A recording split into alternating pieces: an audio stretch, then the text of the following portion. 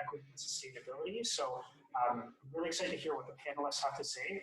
That being said, if you could make your decision about whether you leave your camera on or off, but keep yourself muted during the duration of the call. So even though this is going to be a really interesting conversation, it's also going to be a really challenging one. There's a lot of ideas around equity and environmentalism that still need to be discussed and brought out in mainstream environmental circles. And so I'd invite you to kind of adopt a growth mindset if you can and be part of that jury that's involved in that. And be respectful to different participants' reactions, invite curiosity, and really embrace a respectful dialogue that these panelists are going to have. So throughout the call, I'm going to invite each of the panelists to share a bit about themselves and offer you the opportunity to ask them questions. But before that, we have two wonderful representatives, Laurel Collins and Matthew Green.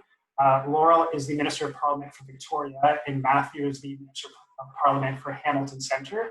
And I'd love to welcome both of them to give some opening remarks for today's call. Hey there. So I'm Laurel Collins, and as you mentioned, I'm the Member of Parliament for Victoria, but I'm also the critic for environment and climate change for the NDP. And I just want to start off also, I'm also here on the Lekwungen people's homelands. It's the Songhees and Esquimalt nations. And yeah, thank you, Kyle, for the land acknowledgement. And I think it's important as we're doing this work to not only think about these land acknowledgements as an honoring of the relationship between the First Peoples and their relationship with the land, but it's also an opportunity for us to, if we're willing to take it, to be present with how we want to address colonialism, that this is an opportunity to learn about the ongoing history of displacement and oppression, and how that intersects with the work that we're doing and the conversations that we're having. It's a really important part of how I frame my approach to my work as the critic for environment and climate change. Climate justice and environmental justice are inextricably linked with our fight to uphold Indigenous rights, our fight to address racial justice, and our fight against white supremacy, whether it is Indigenous consent, climate migration and migrant justice, environmental racism and the disproportionate impacts on Black and Indigenous communities. All of these things are central to the environmental work that we're doing. And so I'm really, really glad to be here with you all today. I want to just say a big, huge thank you to all the speakers and organizers. And I have an incredible debt of gratitude to just the BIPOC communities and BIPOC environmentalists whose leadership that I've learned from and whose leadership is so critical at this time. And so thank you, Starfish, for having this conversation, and everyone here who's committed to doing this work. We have a lot of work to do to achieve equity in environmental organizing spaces, and a lot of work to do if we actually want to achieve environmental justice. And I'm particularly grateful to be here with my colleague, Matthew Green. His fierce stand for justice is so inspiring to me. I am continually learning from him. And so with that, I will pass it over to Matthew. Thank you so much for those kind words. And certainly in the spirit of acknowledgement, I want to acknowledge that this very historic new civil rights movement that we are entering into, that we've been in, didn't just start, I think, in the last few weeks. I think it's important to acknowledge that in Canada, at least from my perspective, this is an ongoing tradition of resistance by Black and Indigenous communities, going back to, to the foundation as a settler colonial state. I want to acknowledge Teresa Spence and the I'll No More movement that started some time ago with direct action on Parliament Hill. I want to acknowledge the Black Lives Matter Toronto movement for their direct action against police brutality. And I want to situate my perspective in the conversation from those points, understanding that land rights and inherent human rights are linked in this country as a colonial state, and that our original sin in the genocide of Indigenous peoples, the ongoing genocide, is also linked to the state's monopoly on violence. And we only have to look to things like Bill C-51, which some of you may or may not be familiar of, that ties economic disruption to a form of domestic terrorism, where we have seen, obviously on the Wet'suwet'en territories, the use of militarized RCMP for the continued displacement of traditional and inherent rights of Indigenous people in those unceded territories, right to our urban settings, where we have in Montreal, police tear gassing, Black Lives Matter movements. So to get towards a justice is understanding these things, understanding the solidarity and the shared struggle between all of our communities and our causes for justice. And it's also understanding the intergenerational nature in this, and that these struggles are not new, but in this particular moment, it feels like, at least I'm hopeful for, that the rest of Canada is becoming awake and alive to the realities of their own injustice and the realities of moving beyond a type of racial amnesia, which seems to afflict our country almost at every turn. So I'm really excited to tune in and listen to you all over the next hour to gain from your perspectives. And I encourage you to connect with both Laurel and I to hopefully continue to champion your voices in the House of Commons. It is your House of Commons. And all things remaining equal, I hope to see some of you sitting next to us someday soon. Great, thank you so much for those really wonderful remarks. And yeah, there's definitely a dialogue that needs to be had at all levels, but we really appreciate government and elected officials are able to participate in these discussions, because I think it makes them a lot more fruitful going forward. So before we jump to our panelists, I just want to talk about a few housekeeping items. So one of our panelists, Carly, was actually unable to make it today. And as a result, we don't have representation from her lived experience or from the work that she represents. And so that's something that we'd like to point out. And throughout these discussions, it's really important to address, who isn't in the room, who doesn't have the platform to share the space and to be part of these discussions. And so part of that is acknowledging that on the panel, we don't have Indigenous representation. And we also don't have representation from an individual with disabilities. And so part of that is we'll be sending resources after this discussion that speak to those different points, particularly around Indigenous representation. It's something that is very intertwined with the environmental movement and a lot of environmental work. And so making sure that there's resources provided around that. I know there's a lot of webinars right now specifically on that. So I'd encourage you to seek out resources specific to Indigenous representation in sustainability. So this webinar is actually being recorded. And so I'd encourage you to make that decision around whether you want your video on or off, but maintain to be muted throughout the duration of the webinar. Please use the chat function within Zoom, and that will go straight to the hosts. So I'll be able to manage different things around logistics or questions or that sort of thing. But Kyle is actually going to be submitting a link in the chat to Thought Exchange. And so you can actually submit your questions through Thought Exchange, and then you'll be able to rate others' questions. So the questions will be submitted anonymously, and then we'll be able to see which questions are most valued or prized within our group. And then we'll ask our panelists those questions themselves. So Kyle just posted the link there, so I encourage you all to open that up on your different devices, and then ask any questions throughout the presentation. I'm sure there's going to be quite a few of them. And so I'd like to create some space for each of the panelists to introduce themselves around their positionality, their work, because simply talking about their work and leaving out where the location that each of them comes from does a disservice to us all. And so I want to give each of them about 5 minutes to talk about where they come from, their work, and what they bring to this conversation. Each panelist is a former winner of the Starfish Canada's Top 25 Environmentalists Under 25. And we're going to go over first to Sophia Yang, Yang Chen, and she uses pronouns she, her.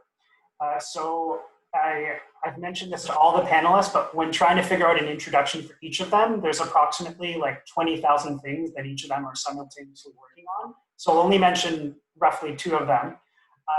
But Sophia is a strategic consultant for the Society for Promoting Environmental Conservation, and she's also a founder of Threading Change, an ethical fashion organization centered on climate and gender equity through education and storytelling. So quite a lot, a wealth of resource, and I'll pass it over to Sophia to talk a little bit more about what she brings to this conversation.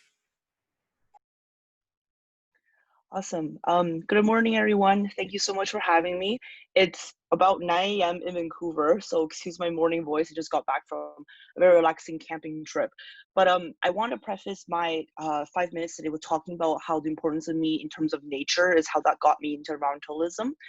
And there's been a lot of even environmental racism peppered within the outdoors movement, with even Meg coming out 2 years ago talking about how they use only exclusively white models in all their campaigns because they thought that would sell more gear.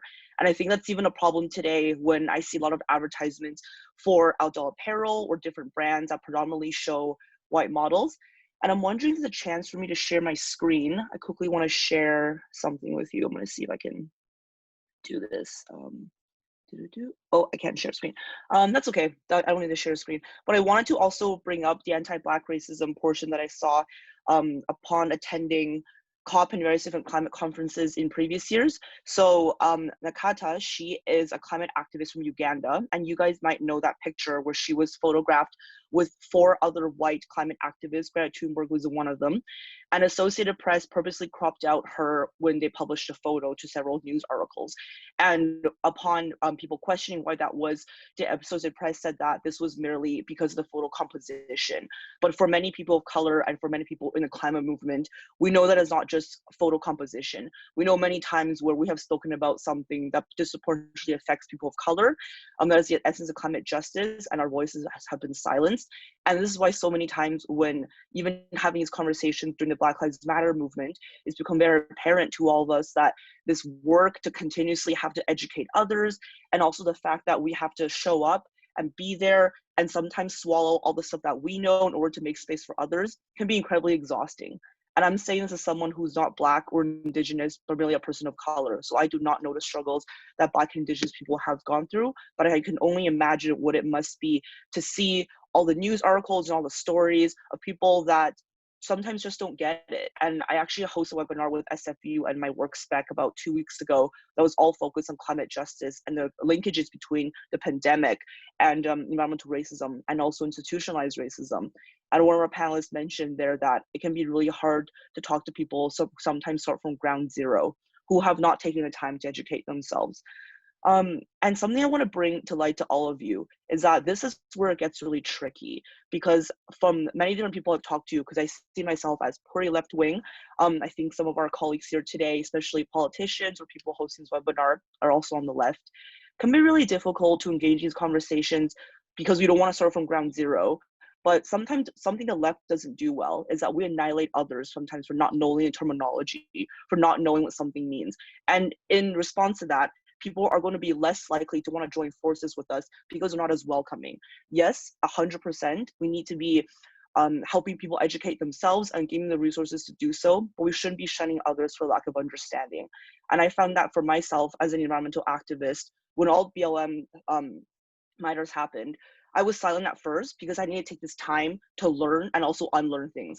And at first I felt very ashamed of this, that previously a lot of my work was focused on environmentalism, but not as much on environmental racism.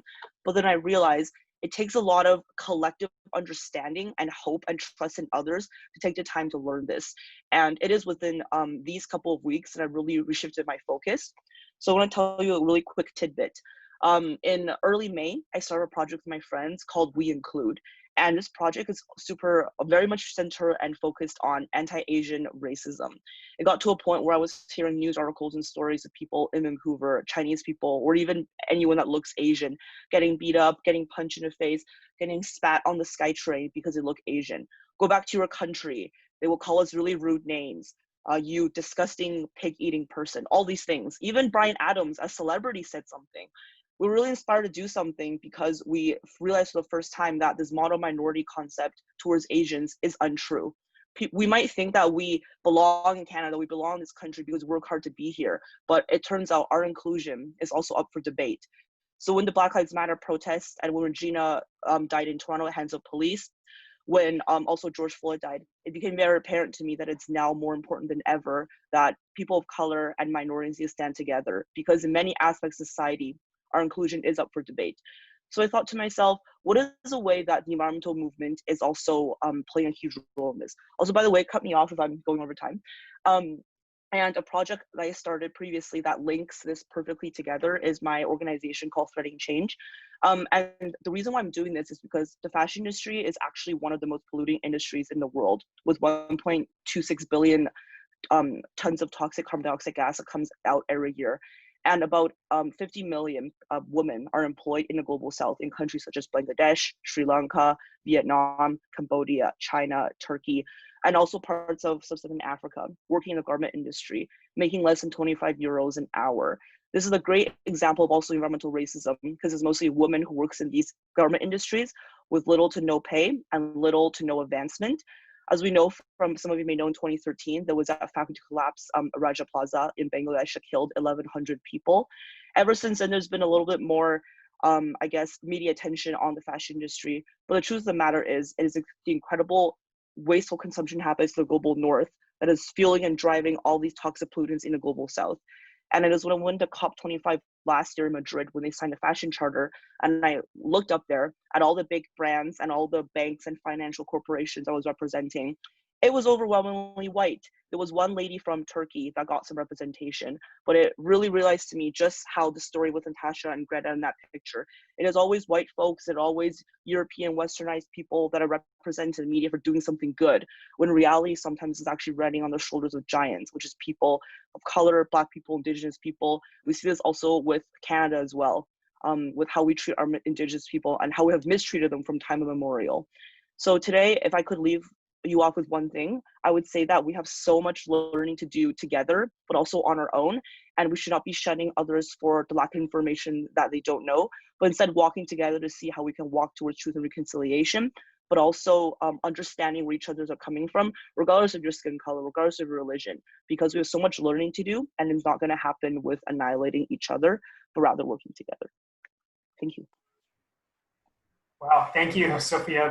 There's already so much richness in that, and I'd appreciate, while the participants are speaking, if anyone has any reactions, you can reuse the reaction feature at the bottom of Zoom to either give an applause or a thumbs up. I might be tempted to just leave mine up the entire time while our participants are speaking, but there's so much in there around inclusion, how we really grow the environmental movement, but make sure that we're actually incorporating diverse perspectives and prioritizing those who are working on there. So I think we're going to see a lot of common threads throughout our panelists, but I'll pass it over to Leah Davidson, who co-founded the Penn program in environmental humanities, and also co-founded the Can Do It. It's a platform for matching students looking to gain real-world experience with companies and exciting projects. And I think you'll see a common thread around collaboration with the work that Leah is doing. So I'll pass it over to her. Thank you. So I'm happy to share my experience, and I just want to start by acknowledging that my experience isn't representative of everyone, and I know that there are people who have faced a lot more racial injustice, but I was trying to unpack some of my own identity and how that intersects with environmental work that I'm doing. So I guess the first place is that I've really come to embrace an identity as trying as much as possible to think on a global scale. I think that was natural for me since I was adopted from China as a baby and then grew up in a very ethnically homogeneous white town. And I think that I was one of the only Asians in that town. So naturally started feeling attachments to both my Asian identity as well as kind of integrating into that environment.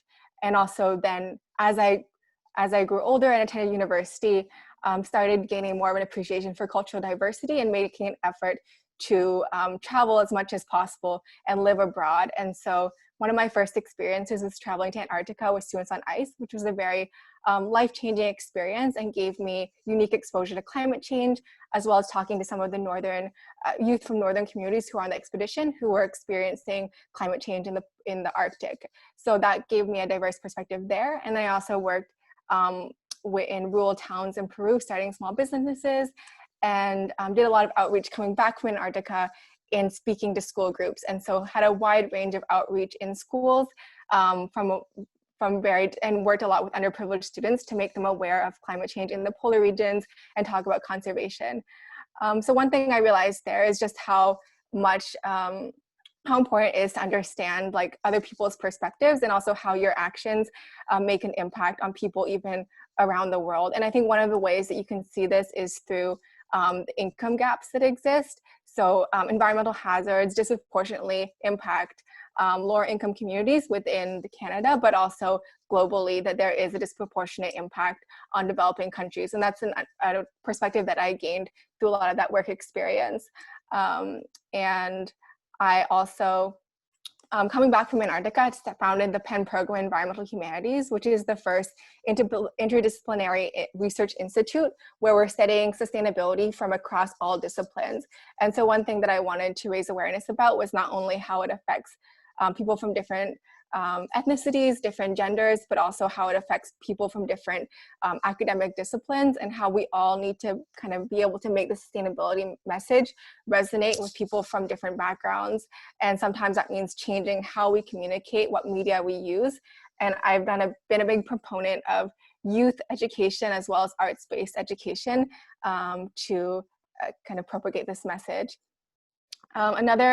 Other work that I have done, in addition to working with lower income communities, is I co-founded, as part of the Next 36, which is an entrepreneurial institute in Canada, Access Now, which is a mapping platform for students with disabilities and for people with disabilities. And basically, it's a crowdsourced mapping platform so they can see which buildings are accessible. And one thing that I have come across in my work is how a lot of this, like the trends around sustainability, are exclusive of certain groups. And so one of them is people from lower income backgrounds. A lot of times sustainability products and the sustainable lifestyle is a higher end offering that is not necessarily affordable or accessible to everyone. And so that's one aspect that I realized. And then also in working on that platform with my co-founder who had muscular dystrophy, I realized that a lot of the public transit systems and other sustainable lifestyle,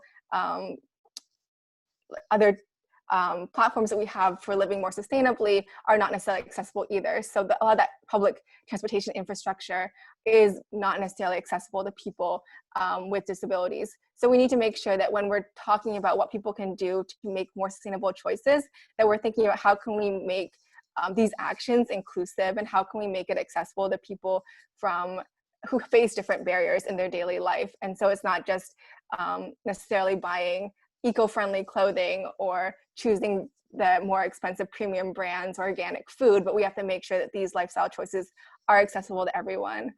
And some of the work that I'm currently doing in this regard is trying to deliver environmental workshops to students from diverse schools and diverse backgrounds. And also I'm on the Canadian delegation for Y20, which is the youth stakeholder group for the G20. And I'm also on the Canadian delegation for COP26, which is now postponed because of COVID, but I'm really trying to include a more diverse lens into those discussions and speak to different stakeholder groups so that I can make sure that I have a broad lens on how this conversation is affecting how climate change and how climate justice is affecting people from different backgrounds.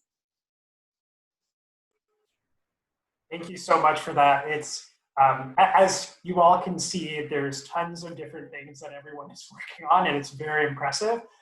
But I think what's even more impressive is the lens and the criticality that I think is showing through a lot of this work. And I really appreciate the interdisciplinary approach that you mentioned, and I'm sure that kind of flows through what everyone has mentioned as well.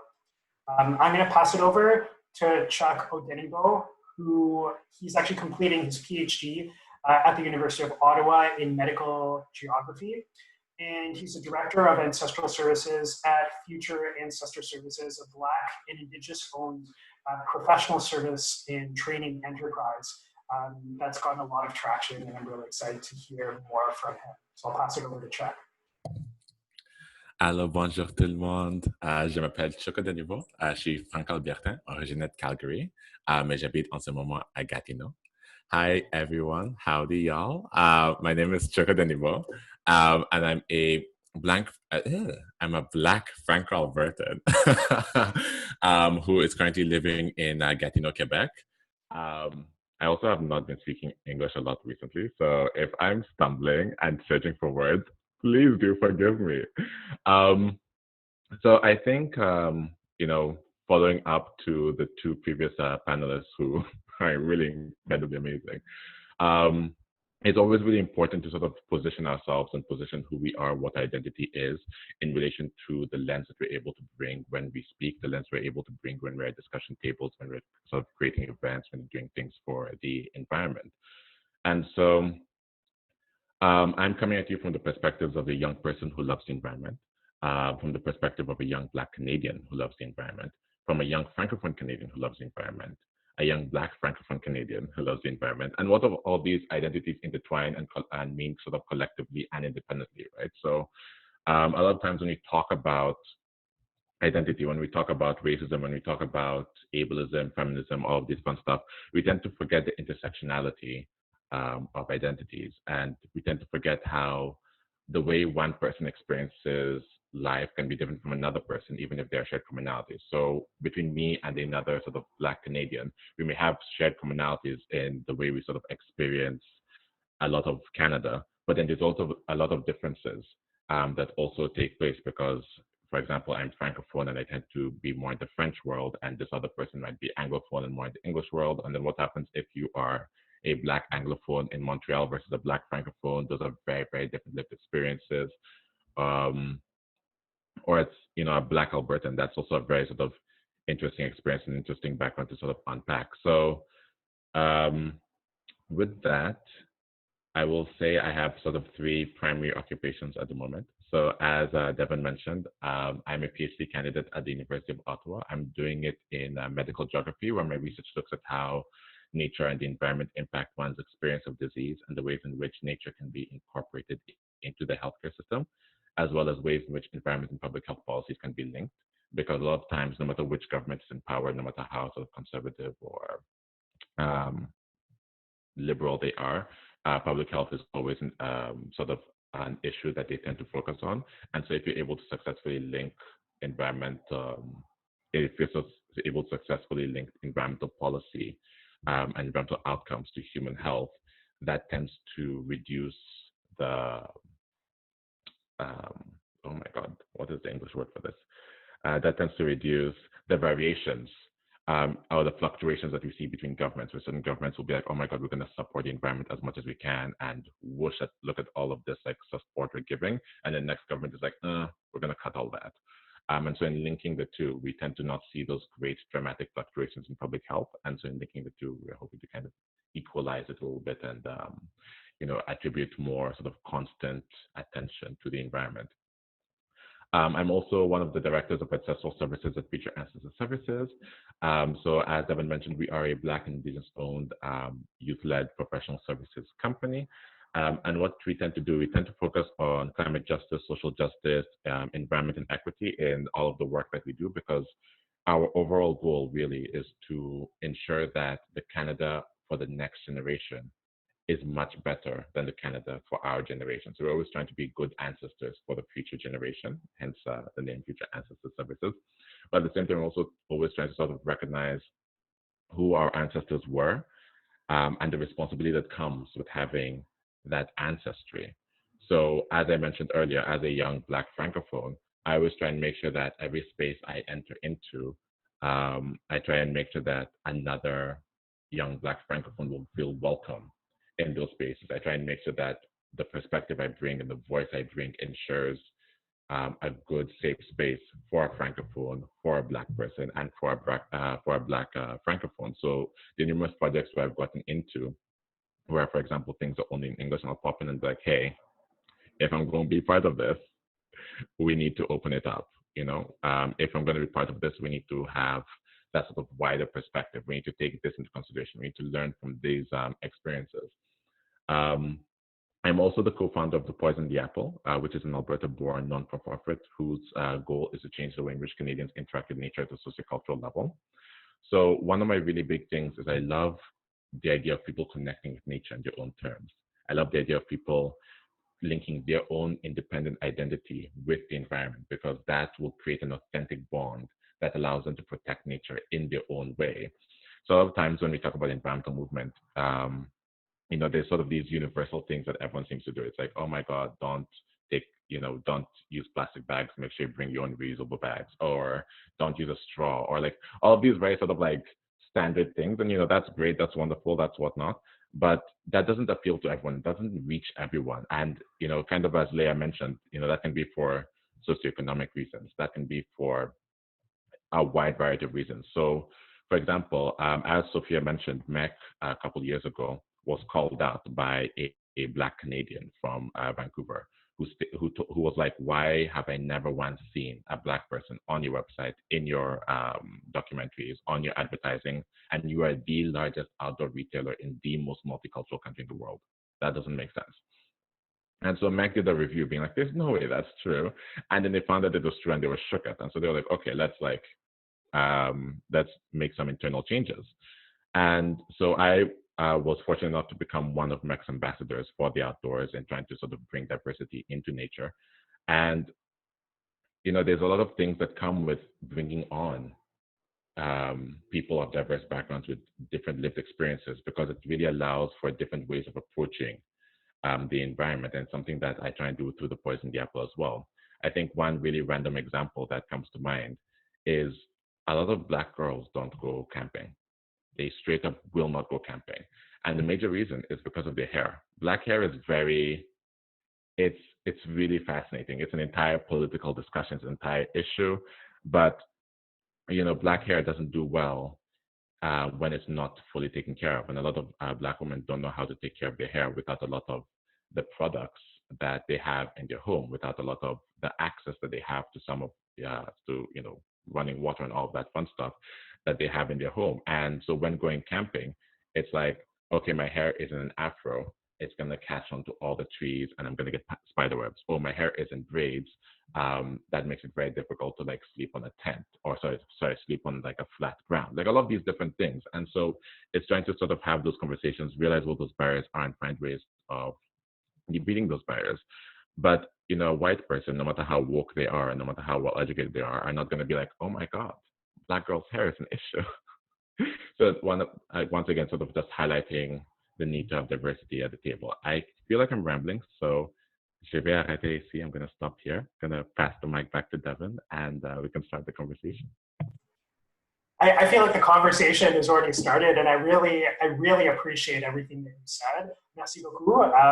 And it's the perspective that you have around, how can we, the thinking that's required in these different initiatives that you're involved with, many of them, and the criticality that goes through them, the way in which you try and weave that story through, I think is great. One thing that I'd like to do is encourage everyone to post their questions, thoughts, comments in the Thought Exchange link that Kyle posted. And you can vote, or basically like upvote individuals' questions to ask our different panelists or our specific panelists.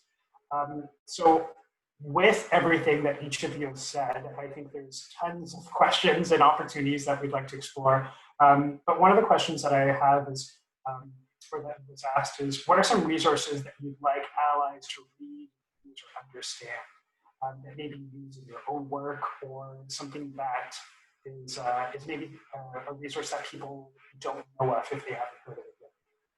So if Sophia wants to take this one, and we'll go through the order if that works. There we go. What a great question, Devin. Yes, we're very happy to share resources. So I am a global shaper. For those who don't know who that is, global shapers are young people between the ages of 20 to 29. That's part of the World Economic Forum. I'm part of the Vancouver Hub, and we compiled an anti-oppression resources list, which I can post in the chat after this. Is essentially bit.ly/Vancouver Hub anti-oppression. So that's an 8-page resource of resources for allies, resources for white people, Black people, Asians, and also businesses to support, and some templates you can also write to businesses so they can support the Black Lives Matter movement. And I also have another resource list that me and some colleagues compiled from our SFU Climate Justice webinar that also goes into anti-oppression as well, which also has lots of donation links to different organizations that are doing great work. So I'll be more than happy to share those. And if you're particularly interested in ones related to COVID or also ethical fashion, like I talked about, I can share those separately as well. So yeah, I'll post those right now. Great, thank you. And right before I pass it over to Leah, I just want to mention that Laurel Collins, the MP, has to leave, as does our other MP. So I'm just going to provide him some space to quickly jump in, say a few last couple words, and then pass it over to Leah afterwards. I'll defer to you. Well, I just thanks so much for having both of us. I was just sending a message to both Devin and Kyle to say how much of an honor it was to be here and listen to your words. Thanks to all the presenters, and I'll pass it back to Matthew to close it. These conversations are ongoing. I'm so incredibly inspired by your leadership. I know that sometimes it feels like, 25 or 30 people may not be able to make a big difference in the world, but I can share with you that incredible things have been attained through small groups of collective action. So I'm going to invite everybody to go ahead and connect with both of us online to make sure that you're holding us accountable, hold everybody, every elected position accountable that has power and doesn't use it to bring us closer to justice. That's my call to action. Continue to organize. Anger is okay, but just make sure you transition that anger and that outrage into action. Thank you so much for all your work, and I look forward to watching what you have in store for us in these upcoming years. Great, thank you so much, Matthew and Laurel. And I'm going to pass it back to Leah to share some of those resources that will enable us to have that action and that drive going forward. Yeah, and one resource that I can share, I'll see if I can share, I'll send it to Kyle, maybe he can post it. So this is Climate Heroes is an initiative that I was a writer for, and we basically feature the stories of environmental activists, and we've done a good job, in my opinion, of showcasing stories from not just in North America, but Cambodia, the Philippines, people who are leaders and like heads of state, and other people who are like grassroots, people from indigenous communities, small fishing villages, and how the lens of someone who's doing environmental work can look very different, but all of these people are important parts of the climate narrative. So I encourage you to read some of their stories so you can familiarize yourselves with diverse portraits of environmental activists and people who are doing great work. And then I'm sure there are other stories, but just keep in mind just that portrait of who is part of the conversation and who is making a difference can look very different. And that we need to stay informed and appreciative of that diversity. Yeah, that's a great resource, and I'll pass it right over to Chuk. Whoops, almost forgot to unmute myself. So I will say something that I've noticed quite a bit when we especially these last couple of weeks, as the Black Lives Matter movement has gained a lot of traction, and this also happened a lot with the Wet'suwet'en protests. A lot of people are always like looking for resources, looking for books, looking for things to read and things to learn from.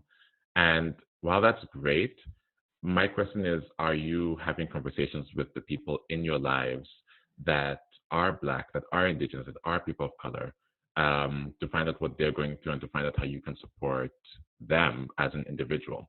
Because I think, personally in my life, I've seen a lot of people who are very vocal about Black Lives Matter, and Indigenous rights are important, and I'm not going to celebrate Canada Day, and all of these very sort of political statements. But none of these people have once reached out to me to be like, hey, Chuk, how are you doing seeing people that look like your family dead on social media every time you log in for the last 2 weeks? How's that going? And so I think it's important that while you're looking for resources and whatnot, remind yourself that they're very much human beings whose lives are very directly impacted by a lot of statements that are happening, by a lot of actions that are happening. And if all you're doing is looking for resources, but you aren't having those conversations with the people in your life, then that's not, in my opinion, great or appropriate. That being said, on the research front, follow us on at Ancestors Feature on Instagram. We post a lot of really great stuff. And also follow me at Royal Chuks. Great, thank you for that. I appreciate that. And the intentionality around asking for resources, but making sure that you're checking in is something that I don't think can be overvalued. I think there's a real emphasis on, automatically trying to find out more about like, how are you supporting those people in your lives already? And in my work, my background is in psychology. And one thing that I always like to say is that climate change isn't an environmental problem, it's a people problem. And if we're not centering people within that, specifically diverse people, then we're not going to get to where we want to.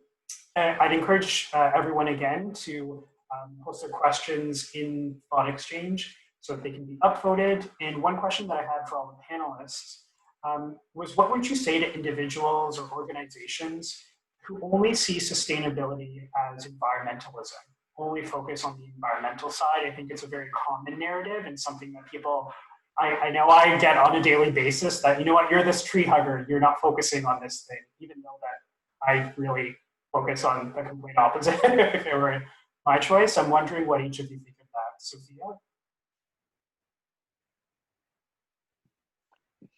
That's a good question. I'm gonna gather. Could you say it one more time, just so I can kind of like gather? Sure. Yeah. And the other panelists can feel free to jump in as well if you like to. So the question is, what would you say to individuals or organizations who see sustainability as purely environmentalism and only focusing on the environmental side? Because I think that's the majority of how we're portrayed and how the industry moves. But what would you say to that, and how can we confront that? Yeah. This is a conversation I'm having continuously within my own work as well. Just to kind of bring it back to the ethical fashion example, the problem with a lot of the ethical and sustainable fashion conversation is that we place all the onus on the consumers. Buy better sourced materials, buy more ethically sourced materials. Don't always buy new, thrift, buy vintage.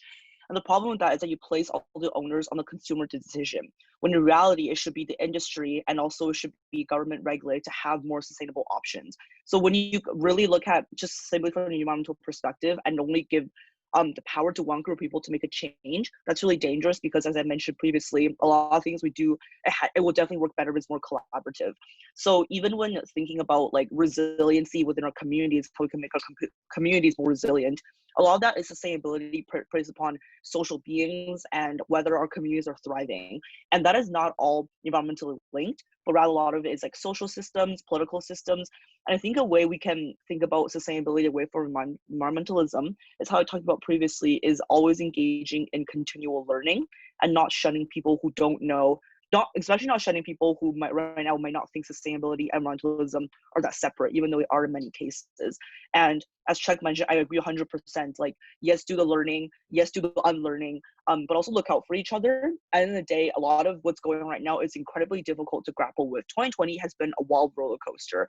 Just as COVID is getting better, we have all these innocent Black people dying at the hands of institutionalized systems, the police. And then we have, for example, in Vancouver, we have our own Mayor Kennedy Stewart who's saying, I can't defund the police because that's the province's job, and just kind of this like back and forth of whose responsibility is to do what. And as citizens, it's so difficult to come to terms with everything that's happening. So I would say learning, unlearning, take care of each other, and don't beat up yourself if you don't know something in terms right now. We're all in this together. As cheesy as that may sound, that's what I will say. That's great. Leah?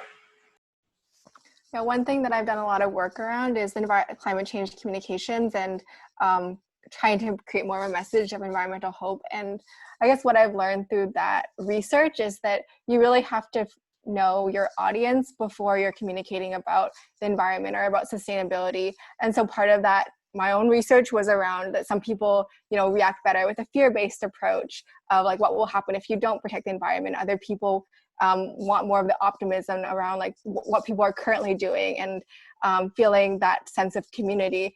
And so I think that also relates to the conversations that we're having around intersectionality, that before you talk to someone, you kind of have to understand their background, and that comes from like their professional background, their racial, ethnic identity, their gender identity, their socioeconomic status, their political affiliations. You have to kind of understand people and the diversity of people before you, and it's not like a one size fits all message. So I guess that's one thing that I would encourage people, is to just think about and try to get to understand the perspective of the people that you're speaking to before just having a message around environmental sustainability. Yeah, that's actually a really, really good point. I fully agree with what Sophia and Leah have both said. Just to sort of add personal experience that I had, I remember I was in a meeting with a leader of one of the major federal parties. And during this meeting, we were chatting about youth projects. So these were the sort of youth-funded government projects like Ocean Bridge by Ocean Wise and Rise by Apathy's Boring and all of that fun stuff. And I remember this leader of this party saying that we all really need to focus on climate change. Like, all the work that you guys are doing is great, but if we don't fix climate change, none of that is going to mean anything. And this was in response to Rise, Apathy's Boring's program that was focusing on social justice and social equity. And I didn't speak up in the moment, and I wish I had, but I remember very specifically being in Haida Gwaii doing ocean conservation work as part of Ocean Bridge, and having a very sort of racist incident happen to me. And it was very much like linked to both my racial identity and my linguistic identity. So I was a bus driver that we had hired. As I was talking to one of my group mates in French, turns to me and says, "Speak English, we're in Canada." And I'm like, you don't get to say that to me. But what was really hurtful in that experience wasn't the bus driver, because you will find, very sort of racially ignorant people and very linguistically ignorant people anywhere you go. What really disappointed me was that I was the only sort of Black person in that group, and not a single other person said a word. They all sort of were like shocked, and then they kept quiet and they put their heads down. And I was like, oh, so I'm going to be defending myself, I guess. Cool, good stuff. And so that's kind of what we mean when you talk about really sort of integrating social justice and climate justice into climate change movement. Because if people, especially people of color, Black people, Indigenous people, but all people of color, frankly, are busy fighting for themselves and fighting for their right to live, their right to be, their right to belong, they don't have the additional energy to also be like, okay, let me also fight for the environment. That's exhausting. It's already exhausting fighting for yourself, that you also have to fight for another cause that affects you, but like it's not affecting you on that daily basis. It's very, very tiring. And as someone who does do that, who does sort of fight for Francophone rights and fight for racial equality, and then also I'm like, guys, climate change is real. Let's tackle this. It's exhausting. It is absolutely exhausting, and not a lot of people have that energy. So it's really sort of creating those spaces when we acknowledge that we need to integrate diversity and social justice into climate change. What we're effectively saying is we need to create space so that people who don't have the luxury of not having their identity questioned, and not having their identity attacked, and not having their identity be a source of stress for them in our society, can then use that energy that they've been using to fight for their rights to be like, okay, let's focus on the environment. Yeah, that's it. Great. Thank you for sharing that. And I definitely appreciate the exhaustion that goes along with trying to address all these aspects of identity related to climate, related to your work, and all the work that all of you are doing. We're running short on time, so I did want to ask you one more question, and we're going to go to the top upvoted question in Thought Exchange. So do you have any tips when calling in people who might not be as aware or knowledgeable about environmentalism or environmental racism? Sophia? Ooh, good question. I would say so. One of my jobs was my old work spec. I'm going into a new position, so I'm very excited. But was teaching climate change and renewable energy workshops to grade 4 to 9 students, and I love doing that. And sometimes when I'm talking about climate change, kids know what that is, but they don't know like examples. And one way I found to really relate to others is talking about like personal examples, like even like natural disasters. So I bring up like the really bad forest fires in 2017, in 2018. We're talking about fires in the Amazon or Australia. I know those are kind of more cliche, like polar bear on ice kind of examples, but when you bring in something that happened to them personally within the region, they're like, oh yeah, like I couldn't go camping that year. And they stop and think about how that affected them personally. And then you bring stories about how people in various countries, such as Marshall Islands, near Fiji, they're actually at the same water level as the ocean right now, and they might go under in the next 10 or 15 years. So then kids or even anyone, adults, are thinking about how they have a personal experience in one area that could be applied in various other regions of the world.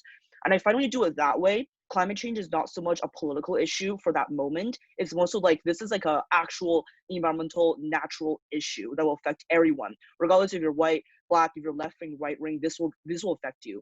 And I find that's a really great way to get people to think about it from that natural perspective. And I used to think that you could just show people a video that explains environmental racism or what is institutionalized racism, but it's only if the person chooses to watch the entire video, and you can't always make sure of that. So I find those examples are very helpful. In terms of anti-oppression resources, I bring up my personal story about dealing with COVID-related racism. Sometimes I bring up stories about Wet'suwet'en or Africaville in Nova Scotia.